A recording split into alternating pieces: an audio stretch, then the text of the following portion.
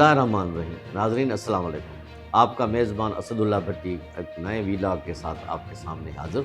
آپ سے گزارش ہے کہ آپ ہمارے اس ویلاگ کو سبسکرائب کریں، ہمارے اس چینل میڈیا فوکس چینل کو سبسکرائب کریں اور بیل آئیکن کو دبائیں تاکہ آپ کو ہمارے سارے نوٹیفیکیشنز ملیں۔ اگر پسند آئے تو لائک بھی کریں، اگر ہو سکے تو اس کو تھوڑا شیئر کریں تاکہ ہمیں آپ کے خیالات کا بھی پتہ چلے اور کمنٹس بھی کریں۔ ناظرین، یہ ہمارے بدقسمتی رہی ہے، پاکستان کو بنے ابھی 76 سال ہو گئے لیکن ابھی تک ہمارا بلوچستان کا مسئلہ حل نہیں ہو رہا۔ یہ مسئلہ بہت پرانا ہے، اس مسئلے کو کئی لوگوں نے جو ہے بنانے کی، صحیح کرنے کی کوشش کی، لیکن ایسی قوتیں بھی ہیں جو ناظرین اس مسئلے کو حل کرنے نہیں دے رہے۔ بلوچستان میں ہمیشہ احساس محرومی رہی۔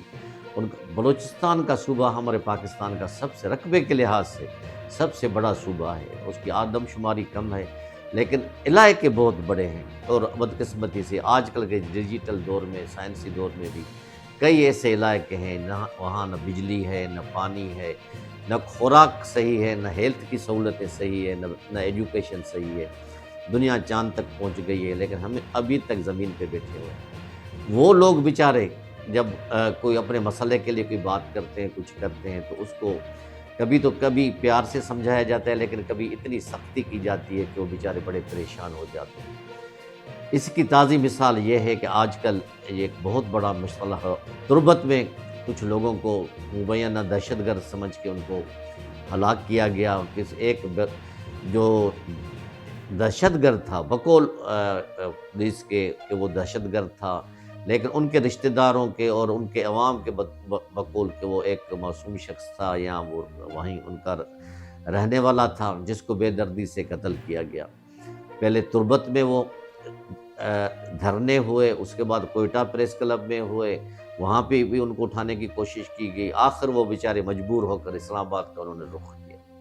ناظرین، اسلام آباد میں بہت کچھ ہوا، یعنی کہنے والے تو کہتے ہیں کہ اتنی پولیس نے خاص کر کے درندگی کی، اتنی رات کے سردی میں ان کو مارا پیٹا، ان کی خواتین، ان کے بچوں کو جیل میں ڈال دیا، اور کئی بیچارے 5 بہنوں کا بھائی وہ بھی وہیں سے لاپتہ ہو گیا، اور کئی لوگوں نے دیکھا اپنے آنکھوں سے کس طرح ان کو مارا پیٹا جا رہا تھا، ان کو ٹھنڈا پانی لگایا جا رہا تھا، ان کو بھی ٹھنڈا پانی پھینکا جا رہا تھا تاکہ وہ وہاں سے بھاگ جائیں۔ صبح کو ان لوگوں نے کورٹ میں بھی اپیل کی، چیف جسٹس صاحب نے بھی ناراضگی کا اظہار کیا، آئی جی صاحب نے بھی کہا کہ ہم آج بچوں کو اور خواتین کو ہم نے چھوڑ دیا ہے، باقی جو ہیں ان کو دیکھ رہے ہیں۔ لیکن ناظرین، رات گئے تک پتہ چلا کہ ان کو چھوڑا بھی نہیں گیا، پر کچھ لوگوں نے یہ بھی کہا، ہمارے سینئر ساتھیوں نے تو یہ بھی کہا، جرنلسٹوں نے، کہ ان کو پولیس وین میں ڈال کے ان کو کوئٹہ بھیجا جا رہا ہے تاکہ وہ وہیں سے پھر واپس ہی نہ آئیں۔ یہ کیا ہے؟ ہم کس آگ سے کھیل رہے ہیں؟ کیوں ہم اپنے آپ کو اتنا اسلام آباد میں بیٹھ کے اتنا وہ سمجھتے ہیں کہ ہمارے سوا کچھ کوئی ہے ہی نہیں؟ بلوچستان کے لوگ ایک بہت ہی محب وطن لوگ ہیں۔ ناظرین، میں نے اپنے پرسنل بات کروں، میں نے بھی 4 سال وہیں گزارے ہیں، 3 سال میرے ایک سال وہاں کے لوگوں کا پیار، محبت، عزت، احترام، وہ ہر مہمان کی عزت کرتے ہیں، ہر لوگوں کی عزت کرتے ہیں۔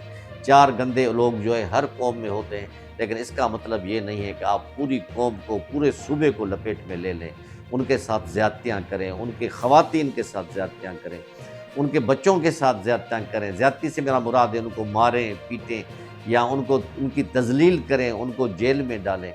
ناظرین، جب ایک خواتین دل میں جب نفرت بیٹھ جاتی ہے نا، پھر وہ بڑی مشکل سے نکلتی ہے۔ بچوں کے دل میں، بچے کے ذہن بڑے معصوم ہوتے ہیں، ان کے دل میں اگر نفرت بیٹھ جائے تو وہ بھی بڑی مشکل سے نکلتی ہے۔ ناظرین، پھر کہنے والے تو یہ بھی کہتے ہیں کہ پھر اتنی نفرت انگیز چیزیں ہو جاتی ہیں کہ پھر کوئی کسی کا نہیں رہتا۔ پاکستان اب نازک صورتحال سے گزر رہا ہے، ہمارا سیاسی جو صورتحال ہے وہ بھی آپ کے سامنے ہے۔ 8 فروری کو ہمارے الیکشن ہو رہے ہیں۔ اگر اس صورت میں 2 صوبے ہمارے، خاص کر کے بلوچستان اور KPK میں دہشت گردی کی کارروائیاں جاری ہیں، ہماری فوج ان کو نمٹنے کے لیے کوششیں کر رہی ہے، کئی دہشت گردوں کو مارا ہے، پیٹا ہے، ان کو گرفتار کیا ہے، خاص کر کے KPK میں۔ اور یہاں پہ بلوچستان میں بھی لازمی کچھ لوگ ایسے ہوں گے جو ملک کے کے خلاف ہوں گے یا ملک کے نعمتوں کا ناشکر ادا کرتے ہوں گے، لیکن اس کی سزا سب کو نہ دی جائے۔ یہ بچے معصوم ہیں، یہ خواتین معزز ہیں، ہر ایک کی ماں بہن سانجی ہوتی ہے، ہم ان کی عزت کریں، ہم ان کو اس طرح ٹریٹ کریں جیسے اپنی مائیں بہن ہیں۔